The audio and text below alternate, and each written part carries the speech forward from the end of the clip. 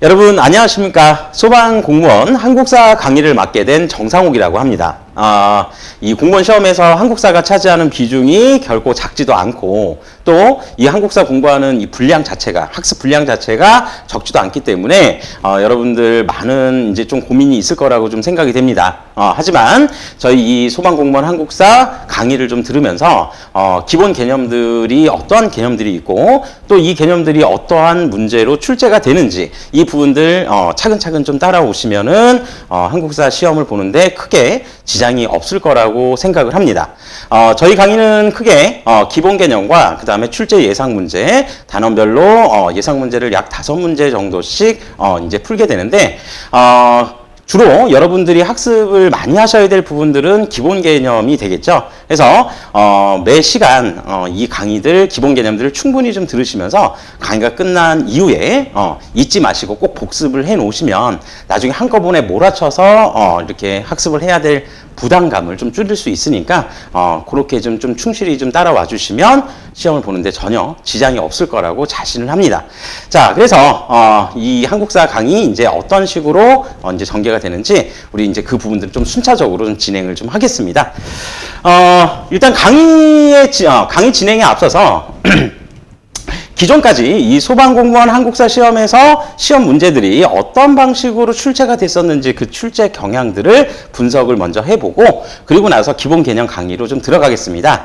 자, 시험 출제 경향 일단 뭐 간단하게 먼저 말씀을 드리면 선사시대부터 시작을 해서 현대사까지 전 단원이 골고루 분포해서 시험 문제 출제가 됐습니다.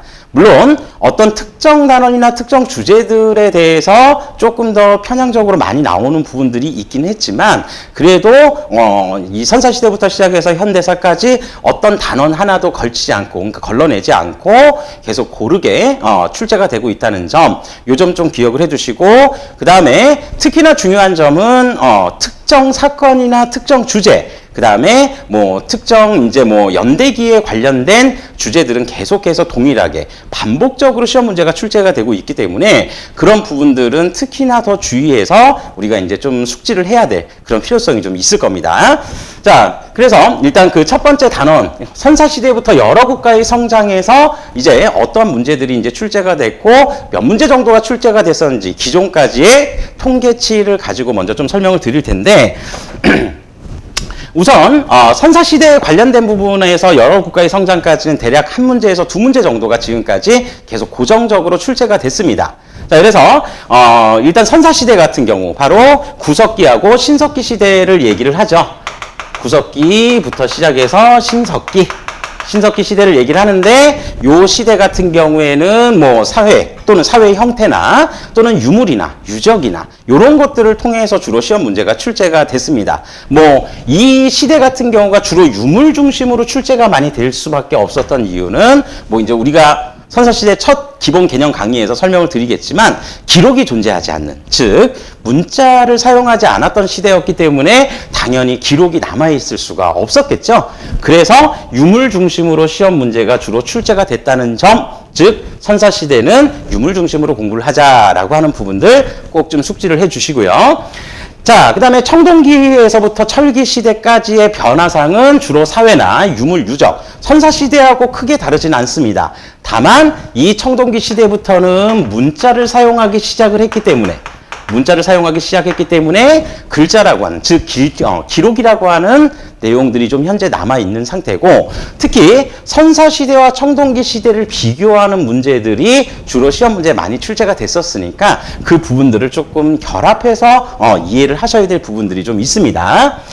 자, 그리고 여러 국가의 성장에서는 이제 초기 국가의 형태들, 즉 부여부터 북쪽의 부여부터 시작을 해서 남쪽의 사만에 이르는 이 한반도의 광활한 지역에 여러 개의 소국들이 형성이 됐었는데 그 국가들의 각각의 정치 형태 또는 사회 풍습 등등을 숙지를 좀 해놓으시면 이 파트들 문제 맞추기에는 그렇게 어렵지는 않다라고 생각을 합니다.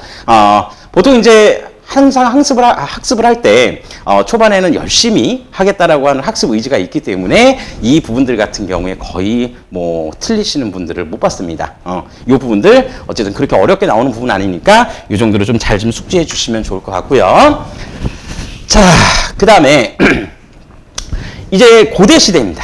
고대 시대 같은 경우는 삼국 시대부터 시작을 해서 신라가 삼국을 통일한 이후 한반도의 북부 지방에는 발해가, 그리고 남쪽에는 신라가 위치하면서 남북국 시대까지 이어지게 되는데, 자, 요 남북국 시대까지 이어지는 고대 시대 같은 경우에는 대략 한 2문제에서 3문제 정도가 출제가 됐었습니다.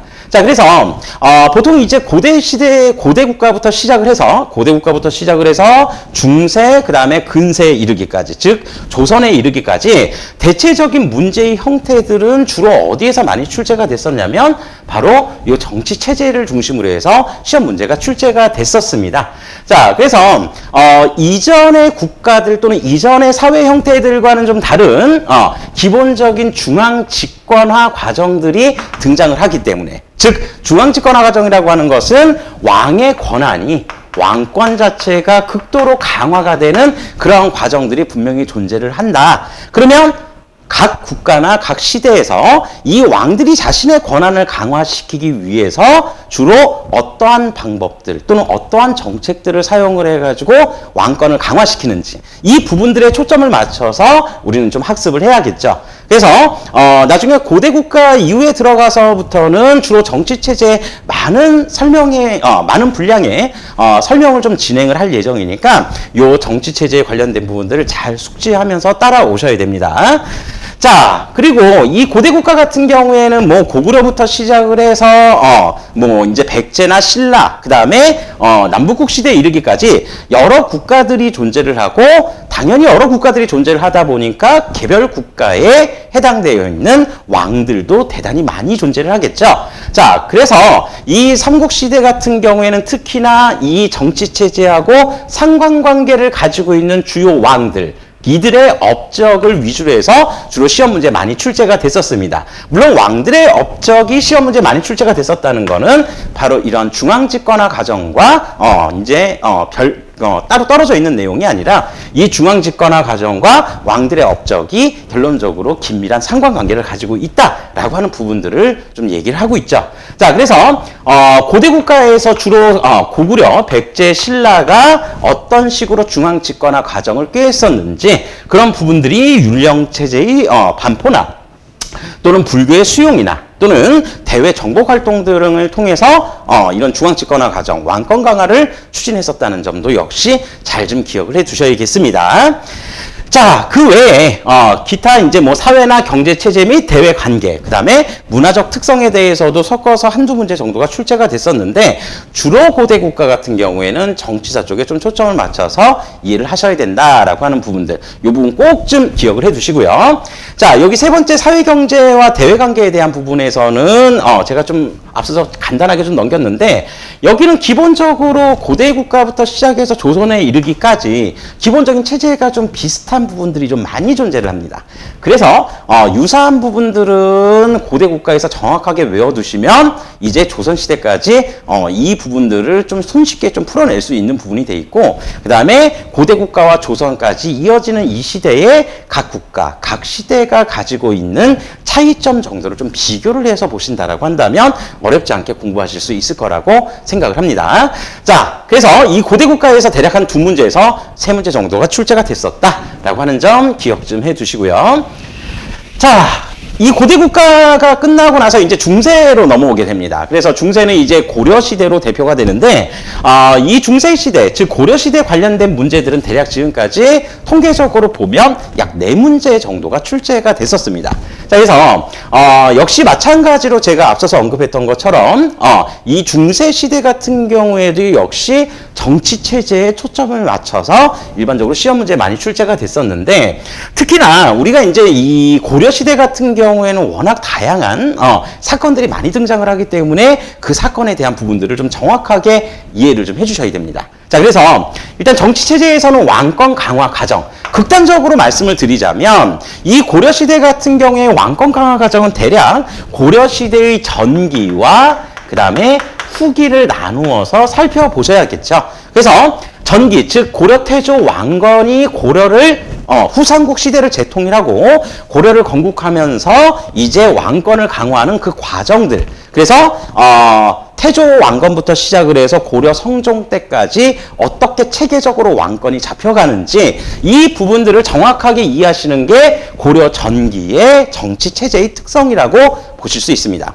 그리고 고려 후기, 우리가 이 고려 전기하고 후기 사이에 대단히 많은 외침을 받았었죠. 그래서 나중에 이제 고려시대 공부를 해보시다 보면, 그러니까 학습을 하시다 보면 이제 자연스럽게 알게 되는 부분이겠지만, 이 당시 북방 이민족으로부터 많은 침략을 받았었습니다. 그래서 고려 건국 시에는 거란족의 침입부터 시작을 해서 고려 말기에 홍건적과 왜구에 이르기까지 다양한 외침의 과정이 있었는데, 그 중에서도 고려 후기, 원나라, 몽골이었죠. 그래서 이 몽골족이 세운 원나라의 침입을 받으면서 이 고려가 원의 내정 간섭을 받게 되는데, 이 원의 내정 간섭으로부터 벗어나서 자주적인 고려의 자주성을 회복하고 왕권을 강화하고자 했었던 그러한 시도가 고려 후기 말기쯤에 다시 한번 또 등장을 합니다. 그래서 고려 전기 때와 후기 때의 왕권 강화 과정에 일단 초점을 맞춰보시는 게 중세시대에서는 아주 중요한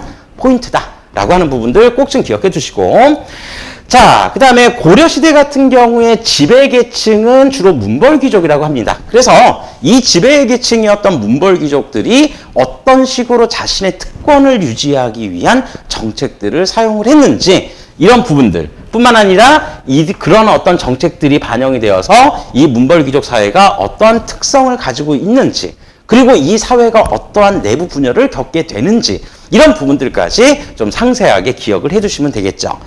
자, 그리고 원간섭기, 아까 이제 말씀을 드렸던 고려 후기로 이제 좀 넘어가는 부분인데, 이 원내정간섭기에 해당되는 부분에서 기존까지 고려의 정치 체제가 유지가 되어 왔었던 부분들이 어떤 식으로 바뀌는지에 대한 부분들 역시 한번 우리가 주목해서 보셔야 될 부분입니다.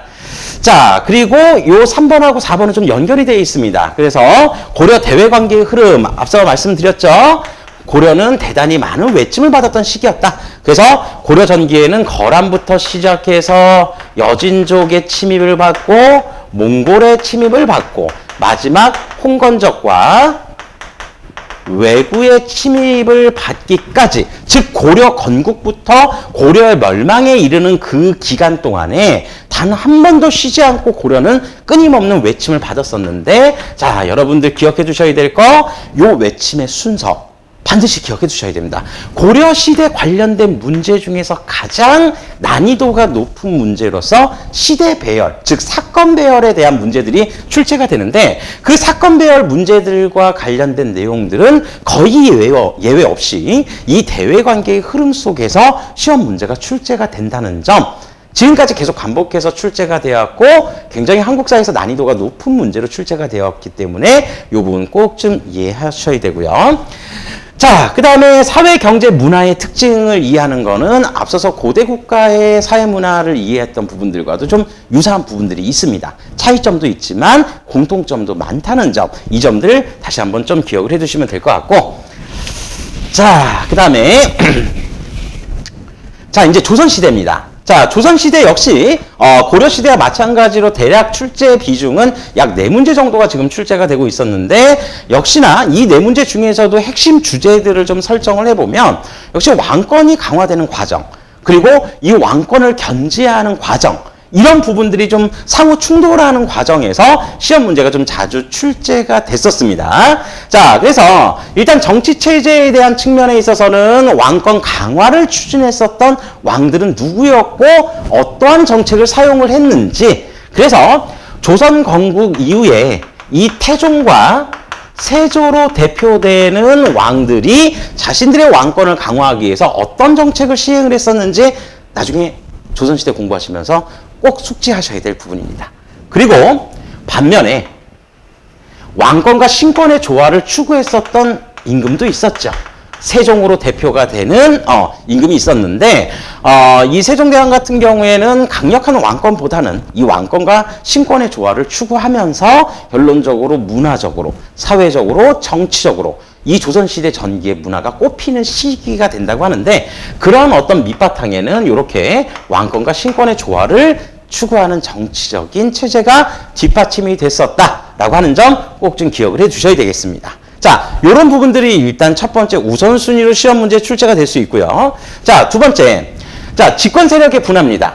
고려 시대 같은 경우에 앞서서 우리가 잠시 문벌귀족이 지배하던 어떤 사회였다. 그래서 문벌귀족 사회의 특징을 이해하는 게 굉장히 중요하다라고 말씀을 드렸었는데, 조선 시대는 이제 지배계층이 좀 변화가 많이 생기죠. 그래서 이 집권 세력 같은 경우에 뭐 조선 전기에 건국될 당시 조선 전기에 훈구파가 이제 지배적인 세력이었고, 그 이후에 사림에 의해서 이제 남은 기간 동안 조선 중기부터 시작을 해서 조선 말기까지 이 사림 세력들 양반 사림으로 대표가 되는 양반 지주 세력들에 의해서 이 사회 체제가 만들어지게 되는데, 이들의 정치적인 흐름과 사회적인 흐름, 그 다음에 경제적인 흐름까지도 정확하게 좀 짚어내셔야겠죠. 제가 여기다 지금 양반 지주라는 말을 썼는데, 양반이라고 하는 거는 우리가 뭐 정치적이며 사회적인 지위라고 한다면, 여기서 중요한 건 지주라는 거죠. 지주라는 건 땅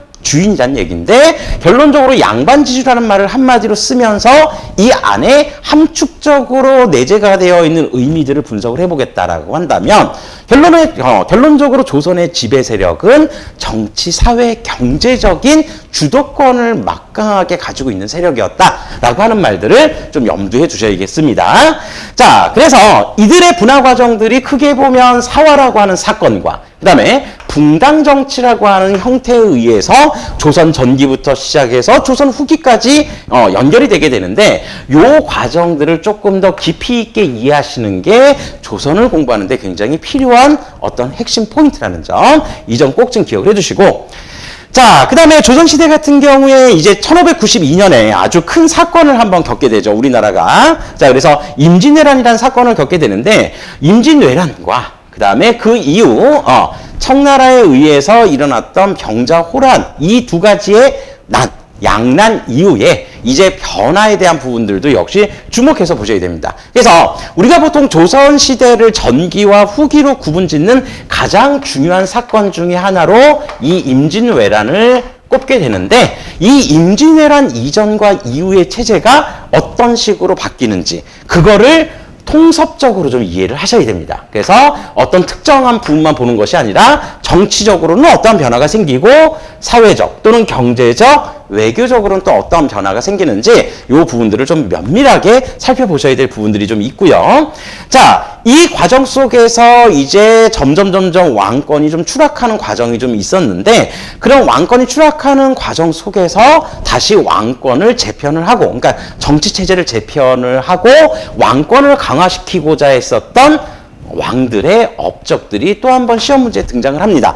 아주 시험 문제 많이 출제되는 부분으로 탕평 정치라고 하는 이 정치가 나오게 되는데, 바로 영조라는 임금과 정조라는 임금으로 대표가 되는 탕평책에 대한 부분들 면밀하게 살펴보셔야 됩니다.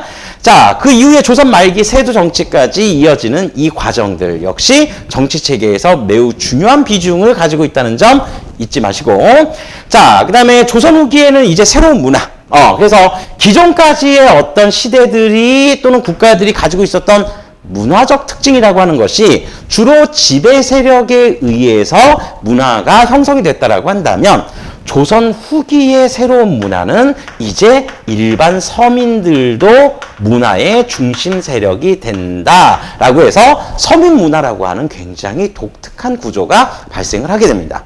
어떻게 해서 서민들이 문화의 중심 세력이 될 수 있었는지 이런 부분들도 면밀하게 좀 살펴보셔야 될 내용이 되겠습니다. 자, 이렇게 해서 이제 조선시대도 약 한 4문제 정도가 출제가 됐었고요. 자, 그 다음에 이제 압도적으로 많은 파트를 차지하고 있는 부분이 바로 근현대 파트입니다. 그래서 근현대부터 현대까지는 총 7문제에서 8문제 정도가 출제가 되는데, 물론 이제 시대가 뭐 다른 앞선 시대들과 좀 비교를 해보자면 굉장히 좀 시기는 좀 짧죠. 하지만 기록이 많이 남아있는 시대이기 때문에 그만큼 자세하게 시험 문제 출제될 수 있는 내용들이 상당히 많이 있다는 겁니다. 자, 그래서 조선 후기를 지나서 이제 개화기 때, 개화기 때 같은 경우에는 흥선대원군부터 시작해서 대한제국 시기까지, 요 시기까지는 이제 개화기라고 이제 좀 놓고 보면 되는데, 요 시기에 어떠한 변화들이 생겼는지, 그리고 우리가 이제 치욕스러운 한일 이제 일제 강점기의 시대를 이제 겪게 되는데, 일제 강점기 가기 전까지 우리나라의 국권이 어떤 식으로 일제에 의해서 빼앗겨 가고 있었는지, 그리고 그 과정에서 우리나라의 세력들, 민족운동 세력들은 어떠한 국권 수호 운동을 전개를 했었는지 굉장히 사건들이 많이 존재를 합니다. 그래서 이 많은 사건들 하나하나씩 좀 정확하게 연결해서 좀 기억을 해두셔야 되고, 자, 그 다음에 1910년부터 1945년까지 10년부터 45년까지 일제강점기였었는데, 이 일제강점기, 일제가 한반도를 지배하면서 어떠한 식민 지배 정책을 펼쳤는지, 그리고 그 과정에서 우리나라 민족 세력들은 어떻게 독립운동을 전개를 했었는지, 이런 부분들이 아주 구체적으로 시험 문제 출제가 되고요. 그 다음에 뿐만 아니라 앞선 시대들, 앞선 국가들과 좀 차이가 있는 것은 다양한 사료를 중심으로 해서 사건들을 이해를 하셔야 된다는 겁니다. 사건뿐만이 아니라 여기 사료에 주로 출제가 되는 거는 어떤 역사적인 사건 이외에 어떤 인물들, 즉 아주 중요한 핵심 인물들의 행적을 따라가는 사료들도 많이 등장을 하고 있으니까, 역시 사건과 인물 중심으로 해서 다양한 사료를 조금 더 노출 많이 시켜가지고 이해를 좀 하셔야 된다라고 하는 부분 강조하고요. 자, 그 다음에 광복 이후에 1945년 8월 15일 광복 이후에 우리나라 역사는 또 어떤 식으로 전개가 되는지 이 부분들도 좀 따라오셔야 됩니다. 자, 그래서 이렇게 해서 이제 대략 한 20문제 정도가 완성이 되게 되는데, 이런 내용들이 지금까지 주로 시험 문제에 많이 출제가 됐었다라고 하는 점, 이 경향들 좀 따라오시고, 자, 이제 오늘 먼저 이제 소개를 해야 드릴 부분들이 이런 시험 출제 경향 이외에 한국사 첫 페이지를 펴보시면은 바로 이런 내용들이 나오죠. 우리가 왜 한국사를 공부를 해야 되냐라고 하는 부분들이 나오는데, 출제 비중이 높은 곳은 아니지만 그래도 이 부분들이 간혹가다 한 번 정도씩 드물게 출제가 된 적은 있었기 때문에 이 부분에서 중요한 부분들을 몇 가지만 키포인트로 잡아드리고 우리가 다음 시간부터 본격적인 이제 역사 강의로 좀 들어가겠습니다. 자, 그래서 이 한국사의 바른 이해에서 이제 가장 중요한 부분은 바로 뭘로 시험 문제에 이제 출제가 됐었냐? 바로 이런 부분이죠. 자, 역사라는 게 도대체 뭐냐라고 하는 부분에 대해서 그냥 단순히 과거의 사건을 역사라고 할 것인지, 아니면 과거의 사건을 역사가의 관점에 따라서 재해석한 부분들을 역사라고 봐야 될지, 이 부분들이 이제 역사를 놓고 서로 다른 의미로 규정이 되고 있는데, 자, 이 역사의 의미, 그래서 사실로서의 역사와 기록으로서의 역사의 의미 두 가지로서 나눠서 살펴볼 수가 있습니다. 자, 사실로서의 역사라고 하는 거. 사실이라는 게 뭐죠? 객관적인 팩트를 얘기하죠. 자, 그래서 객관적 의미의 역사로서, 자, 시간적으로 현재에 이르기까지 일어났던 모든 과거 사건, 과거에 일어났던 모든 사건은 결론적으로 팩트라고 하는 거죠. 팩트라고 하는 거고, 그 사건들만 그냥 우리는 살펴봐야 된다라고 얘기한다면 이게 바로 사실로서의 역사입니다. 그래서 이 사실로서의 역사를 강조했던 대표적인 학자가 랑케라고 하는 사학자였는데, 이 사람이 이제 만든 어떤 역사관이 바로 실증주의다라고 하는 거. 그래서 객관적인 사실, 증명할 수 있는, 증명 가능한 사실만 가지고 우리는 역사를 바라봐야 된다라고 주장을 했었던 게 실증주의 역사관이다라고 하는 점으로 이해를 하시면 되고, 자, 반면에 기록으로서의 역사라고 하는 건 뭐냐면, 자, 주관적 의미의 역사입니다. 객관적 의미가 아니라 주관적 의미의 역사. 그러면 도대체 주관적 의미의 역사라고 하는 건 뭐냐? 역사가가 과거에 사실을 토대로 재구성한 역사, 즉 어떤 하나의 팩트를 가지고 해석적인 관점을 내놓게 되는 거죠. 자, 예를 들어서 우리가 이 다음에 배워야 될 선사시대에서 신석기 시대의 대표적인 유물로 우리가 이러한 토기들을 배우게 됩니다.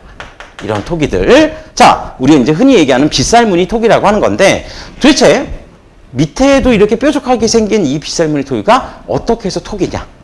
이거에 대해서 우리가 알 수 있는 방법은 사실은 없지요. 왜? 선사시대, 즉 신석기 시대에서 선사시대였는데, 앞서서도 우리 출제 경향 얘기하면서 잠깐 언급을 했었던 부분이 뭐였냐면, 선사시대는 기록, 즉 문자가 없었기 때문에 기록이 존재하지 않는 시대였습니다. 그럼 기록이 존재하지도 않는데 이 유물만 가지고 이게 어떻게 해서 톡인지 아닌지 알 수 있냐? 이거에 대한 랑케이 실증주의 역사가는 간단합니다. 그냥 이러한 물건이 있었다. 그런데 기록으로서의 역사라고 하는 거는 이러한 물건을 뭐에다 썼을까? 라고 하는 부분들까지 이제 해석을 덧붙이는 것을 이제 기록의 역사라고 보시면 되겠죠. 자, 그래서 영국의 이제 뭐 사학자였던 E.H. 카라고 하는 인물은 역사는 과거와 현재의 끊임없는 대화다라고 하는 아주 유명한 말을 남겼습니다. 역사란 무엇인가라는 책에서. 그래서 과거라고 하는 것이 상징하는 게 뭐죠? 사실이죠. 과거에 있었던 사실을 우리가 부정할 수는 없으니까. 하지만 현재라고 하는 것이 상징하는 것은 현재의 역사가가 과연 이 사실을 어떻게 해석을 하는지에 따라서 그 내용은 좀 의미가 바뀔 수 있다라고 하는 부분입니다. 자, 그래서 우리가 역사의 의미를 정의를 할 때는 이렇게 사실로서의 역사, 기록으로서의 역사 두 가지의 의미 정도로 해석을 한다라고 하는 부분들을 좀 염두에 두시면 될 것 같고, 이러한 과거 사건을 통해서 이제 우리는 현재 어떻게 살아나가야 될지 그런 부분들을 이해하는 것이 바로 역사학습의 목적이다라고 하는 부분으로 이해해 주시면 되겠습니다. 자, 그러면 역사란 이러한 의미를 가지고 있었는데, 그럼 우리는 이 역사의 거대한 역사의 한 과정에서 한국사를 지금 배우고 있는 거죠. 이 한국사는 그러면 어떠한 특성을 가지고 있는지 그런 내용들에 대해서 간단하게 개괄적으로 한번 좀 살펴보면, 자, 한국사의 보편성과 특수성입니다.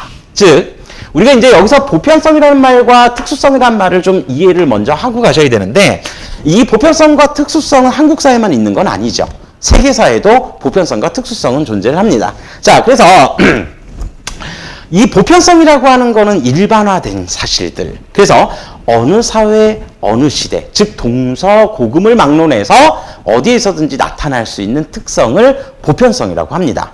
자, 반면에 특수성이라는 것은 어떤 지역이나 어떤 환경적인 차이에 따라서 특별한 지역에서만 제한적으로 나타날 수 있는 사실들을 특수성이라고 하는 거죠. 자, 그래서 세계사적인 보편성, 동서고금을 막론하고 어느 시대, 어느 지역에서든지 있어야 됩니다. 그래서 국가와 민족을 초월한 전 인류의 공통성이다. 이게 바로 세계사적인 보편성이 되겠습니다. 그러니까 전 세계 어디에서도 살펴볼 수 있는 보편적인 속성, 바로 뭐가 있냐면 인간의 존엄성을 강조하는 어떤 특성들, 또는 인권과 관련되어 있는 뭐 자유와 평등, 민주와 평화 등, 즉 전 인류가 추구하는 공통적인 가치를 보편성이라고 한다면, 민족의 특수성이라는 것은 그 지역의 고유한 환경과 독특한 역사, 문화적인 경험을 통해서 나타나는 것들을 얘기합니다. 이 부분은 우리나라가 분명히 다른 나라하고 좀 차별성을 두고 있는 부분이겠죠. 그래서 한국사 역시 마찬가지입니다. 한국사도 이러한 것들을 중요시하는 부분도 있었고, 한국사만이 가지고 있는 특수성도 분명히 존재를 했었기 때문에 우린 이 두 가지 측면들을 염두에 두고 이제 사실을 좀 바라봐야겠죠. 자, 우리가 이 다음에 배워야 될 수업에서 고조선에 홍익인간이라는 정신이 있습니다. 많이 들어보셨죠? 고조선의 홍익인간 정신. 자, 널리 사람을 이롭게 한다. 사람의 생명을 중요시한다. 라고 하는 부분으로 이해하시면 되겠죠? 사람의 생명을 중요시하는 부분들은 보편성일까요? 특수성일까요? 그렇죠. 보편성이 되겠죠. 사람의 생명을 중요시하는 건 우리나라, 고조선만 그랬던 게 아니라 다른 나라, 다른 역사에서도 살펴볼 수 있는 보편성이라고 한다면, 고조선이 가지고 있는 예를 들어서 뭐 팔조법이다. 그러면 이 팔조법 같은 경우는 고조선에서 나타났던 법률적 특징이기 때문에 이런 부분들은 특수성으로도 해석을 할 수 있을 겁니다. 자, 그래서 홍익인간 팔조법, 보편성, 특수성 이런 식으로 좀 비교를 해보시면은 크게 문제가 될 건 없을 것 같고, 이런 내용들을 토대로 해서 우리는 다음 시간부터 본격적으로 선사시대부터 시작해서 조선시대까지의 특성들도 살펴보고, 이어서 자, 근현대사 관련된 부분들도 세밀하게 살펴보면서 각 시대가 가지고 있는 특성들에 대해서 자세하게 좀 살펴보도록 하겠습니다. 자, 오늘 이 한국사 인트로, 그러니까 소개 부분은 이 정도로 좀 마무리를 짓고요. 우리 다음 시간부터 본격적으로 우리 인류가 어떤 식으로 발전을 해왔고 우리나라는 또 어떻게 발달을 해나갔는지 그 과정들에 대해서 상세하게 살펴보도록 하겠습니다. 자, 여러분 다음 강의에서 다시 뵙겠습니다. 감사합니다.